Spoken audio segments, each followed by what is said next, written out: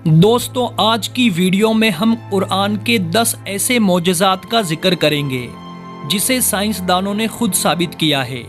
Number 1, origin of life, जिंदगी की शुरुआत। हम सब जानते हैं कि पानी हमारी जिंदगी का एक अहम हिस्सा है। इसी मौजू पर कुरान की सूरे अल अंबिया में यूं इरशाद होता है, और हमने हर जानदार चीज़ पानी से बनाई है, तो क्या वो ईमान न लाएंगे। आज हमें साइंस बताती है कि ज़मीन पर रहने वाली मखलूक़ात के सेल्स यानी कोशिकाएं पानी से बनी हुई है। मसलन किसी भी इंसान के सेल्स को अगर स्टडी किया जाए तो वो 70% पानी से बना हुआ होता है, और इसकी तस्दीक माइक्रोस्कोप के आविष्कार के बाद ही हो पाई है, जिसका आविष्कार 16वीं सदी में हुआ। लेकिन कुरान ने 1400 साल पहले ही बता दिया कि ज़िंदगी की शुरुआत कैसे हुई, यानी हर जानदार पानी से बनाया गया। नंबर 2, लोहा, जो कि ज़मीन पर मुख्तलिफ सूरतों में पाया जाता है, मगर ये ज़मीन की धातु नहीं है, बल्कि ये आसमान से आया है। ये अपने आप में एक चौंका देने वाली बात है, मगर ये हकीकत है। साइंस ने ये खोज निकाला है कि अरबों साल पहले कुछ सितारे धमाकों से फटे, और ये मेट्रोज यानी बड़े बड़े पत्थरों के जरिए ये लोहा हमारी ज़मीन पर आया, जिसका जिक्र हमें 1400 साल पहले कुरान की सूरे हदीद में यूं मिलता है। और हमने लोहे को ज़बरदस्त ताकत देकर उतारा ताकि इंसान इसका फ़ायदा उठा सके। यानी कुरान ने पहले ही बता दिया कि लोहा इस धरती का नहीं बल्कि आसमान से आया है। नंबर 3, आसमान। आसमान हमारी हिफाजत करता है। ज़मीन को सूरज की अल्ट्रावायलेट शुआओं से बचाने के लिए आसमान एक अहम किरदार अदा करता है। अगर आसमान नहीं होता तो सूरज की रेडिएशन ज़मीन पर ज़िंदगी को जलाकर ख़त्म कर चुकी होती। आसमान ज़मीन के चारों ओर लिपटे हुए कंबल की तरह है, जो ज़मीन को जमा देने वाली ठंड से बचाए रखता है। आसमान के ऊपर का टेम्परेचर -270 सेंटीग्रेड होता है, यानी ये ठंड ज़मीन पर ज़िंदगी को जमा कर ख़त्म कर सकती है, मगर आसमान हमें सूरज की अल्ट्रावायलेट शुआओं और शदीद जमा देने वाली ठंड दोनों से ही महफूज रखता है। कुरान में अल्लाह आसमान का जिक्र करते हुए फरमाता है, और हमने आसमान को एक महफूज छत बनाया, और वो लोग उसकी निशानियों से मुंह फेर लेते हैं। नंबर 4, पहाड़। कुरान हमारा ध्यान पहाड़ों की तरफ एक बहुत ही ख़ास पहलू की तरफ खींचता है। कुरान की सूरे नबा में यूं इरशाद होता है, क्या हमने ज़मीन को बिछोना न किया और पहाड़ों को मेखे, यानी कीलों की तरह पहाड़ों को ठोक दिया। कुरान का मफहूम है कि पहाड़ों की जड़ें ज़मीन के बहुत अंदर तक दबी हुई है, और इसकी तस्दीक जियोफिजिक्स फ्रेंच प्रेस की लिखी हुई किताब दी अर्थ से मिलती है कि पहाड़ असल में एक खूंटे की तरह होते हैं। वो जितना ज़मीन के ऊपर होते हैं उससे कहीं ज़्यादा वो ज़मीन के नीचे होते हैं, जिसकी एक मिसाल माउंट एवरेस्ट, जो कि दुनिया की सबसे ऊंची चोटी है, जिसके ज़मीन के ऊपर की ऊंचाई 9 किलोमीटर है, जबकि इसके नीचे ज़मीन के अंदर की गहराई 125 किलोमीटर के करीब है। और इसका पता 20वीं सदी की शुरुआत में प्लेट टेक्टोनिक्स की टेक्निक के बाद ही मुमकिन हो पाया है, जबकि कुरान 1400 साल पहले ही बता चुका है कि हमने पहाड़ों को ज़मीन में कीलों की तरह ठोक दिया है, और कील बाहर से कम और अंदर ज़्यादा होती है। नंबर 5, कायनात का फैलना।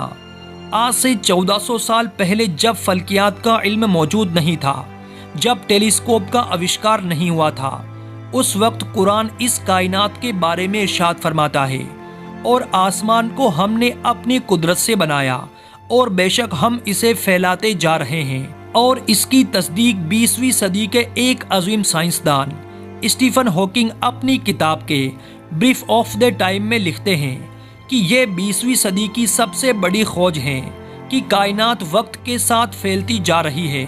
हैरान करने वाली दोस्तों बात यह है कि इसका जिक्र कुरान में टेलीस्कोप के इजाज़ से 1400 साल पहले ही हो चुका है, और आसमान को हमने अपनी कुदरत से बनाया, और बेशक हम इसे फैलाते जा रहे हैं। नंबर 6, सूरज का घूमना। दोस्तों, साइंसदान पहले ये समझते थे कि सूरज एक जगह पर ठहरा हुआ है और ये कोई गर्दिश नहीं करता, 1512 में साइंसदान निकोलस कोपरनिकस ने अपना एक नजरिया पेश किया कि जमीन के चारों तरफ चांद और सयारे चक्कर नहीं लगा रहे, बल्कि सूरज के चारों तरफ चांद और बाकी सयारे चक्कर लगा रहे हैं और सूरज अपनी जगह पर ही ठहरा हुआ है। एक जमाने तक साइंसदानों का ये अकीदा रहा।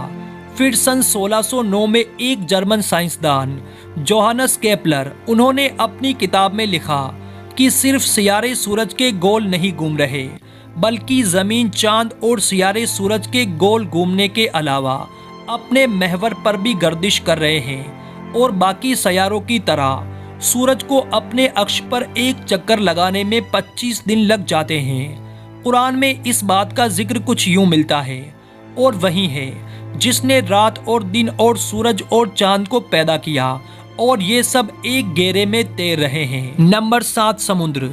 कुरान की सूरे नूर में अल्लाह ताला इरशाद फरमाता है, जैसे किसी गहरे समुद्र में अंधेरे हो जिसको ऊपर से एक लहर ने ढांप लिया हो, उस लहर पर एक और लहर हो, फिर उस दूसरी लहर पर बादल हो, अंधेरे ही अंधेरे हैं, एक के ऊपर दूसरा अंधेरा है कि जब कोई अपना हाथ निकाले तो उसे अपना हाथ भी दिखाई देता मालूम ना हो, और जिसके लिए अल्लाह नूर ना बनाए उसके लिए कोई नूर नहीं। आम तौर पर दोस्तों ये समझा जाता है कि लहरें समुद्र के ऊपरी सतह पर ही चलती है, जबकि साइंस तस्दीक कर चुकी है कि लहरें समुद्र के ऊपरी सतह पर ही नहीं बल्कि नीचे भी होती है।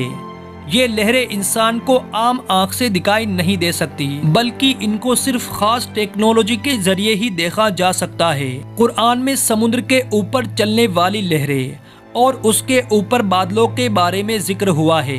कुरान की ये बात सिर्फ इसलिए काबिल तारीफ नहीं है कि वो समुद्र के अंदरूनी लहरों के बारे में जिक्र करता है, बल्कि इसलिए भी है कि ये समुद्र की गहराइयों के अंधेरे को भी जिक्र करता है। आज के दौर में इंसान ज्यादा से ज्यादा बिना कोई ऑक्सीजन इस्तेमाल किए 70 मीटर की गहराई तक ही जा सकता है, और वहाँ पर कुछ रोशनी जरूर मालूम होती है। मगर हम बात कर रहे हैं 1000 मीटर गहराई की, तो वहाँ बिल्कुल अंधेरा है। और इसी बात को अल्लाह ने कुरान में जिक्र किया, जिसका साइंस को आज पता चला है। मगर कुरान में समुद्र के अंदर लहरें और उसके नीचे अंधेरे की बात 1400 साल पहले ही मौजूद है। नंबर 8, झूठ बोलना और हमारे दिमाग की हरकत।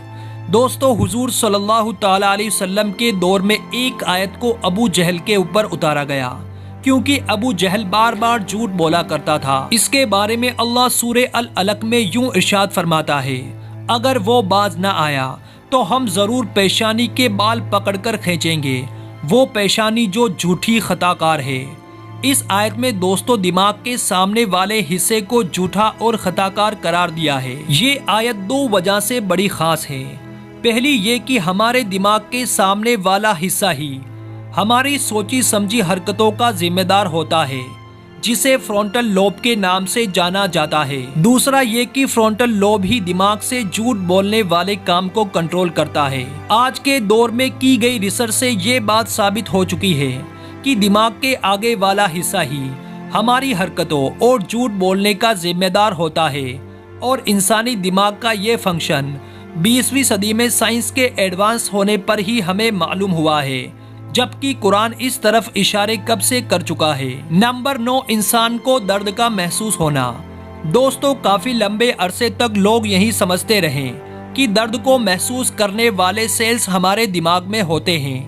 हालांकि बाद में ये तहकीक से पता चला कि दर्द को महसूस करने वाले पेन रिसेप्टर्स हमारी खाल में ही होते हैं, और इनके बिना हम दर्द को महसूस नहीं कर सकते। इसका जिक्र कुरान की सूरे अन-निसा में यूं होता है, बेशक वो लोग जिन्होंने हमारी आयतों का इनकार किया, हम उन्हें आग में झुलसाएंगे, और जब उनकी खाल जल जाएगी तो हम उन्हें उसके बदले दूसरी खाल देंगे, ताकि वो दर्द को लगातार महसूस कर सके। बेशक अल्लाह ज़बरदस्त हिकमत वाला है। दोस्तों, कुरान में इसका जिक्र 1400 साल पहले ही मिलता है कि दर्द को महसूस करने वाले सेल्स हमारी खाल में ही होते हैं, ना कि दिमाग में, क्योंकि अल्लाह ने कहा हम और खाले बदल देंगे ताकि वो आग के अजाब का मजा ले। लेकिन साइंस ने इसकी खोज अब आकर 20वीं सदी में करी है। Number 10, the big bang. ہماری دنیا کیسے وجود میں آئی؟ دوستو 80 سے 90 سال پہلے دنیا کا سب سے بڑا اور اہم سوال یہ تھا کہ یہ دنیا کیسے وجود میں آئی ہے۔ پھر اچانک 1931 میں ایک سائنسدان جارج لیمیترے نے کہا کہ یہ یونیورس پہلے ایک سنگل پوائنٹ یعنی ابتدائی گولا تھی، پھر ایک بڑا دھماکہ ہوا جس کی وجہ سے یہ چاند، سورج، ستارے اور ہماری یہ دنیا اور ساری کہکشائیں وجود میں آئی، جسے سائنس کی زبان میں دا بگ بینگ یعنی بڑا دھماکہ۔ سائنس کی یہ تحقیق تقریباً 50 سال پہلے کی کہ کس طرح یہ کائنات وجود میں آئی، مگر قرآن میں اس کا ذکر ہمیں 1400 سال پہلے ہی ملتا ہے۔ کیا انکار کرنے والے یہ نہیں جانتے کہ یہ زمین اور آسمان ملے ہوئے تھے اور ہم نے انہیں جدا کیا؟ اور اس تحقیق کو سائنس کی ایک بڑی کھوج مانا جاتا ہے۔ یاد رہے دوستو، قرآن کوئی سائنس کی کتاب نہیں بلکہ یہ نشانیوں کی کتاب ہے جو ہمیں اس کائنات میں غور و فکر کرنے کی دعوت دیتی ہے کہ تم اپنے رب کی کون کون سی نشانیوں کو جھٹلاؤ گے۔ دوستو، اگر آپ کو یہ ویڈیو پسند آیا ہو تو اسے لائک اور چینل کو سبسکرائب کرنا نہ بھولے اور کمنٹ میں ایک بار آمین ضرور لکھ دے۔ تب تک کے لیے اللہ حافظ۔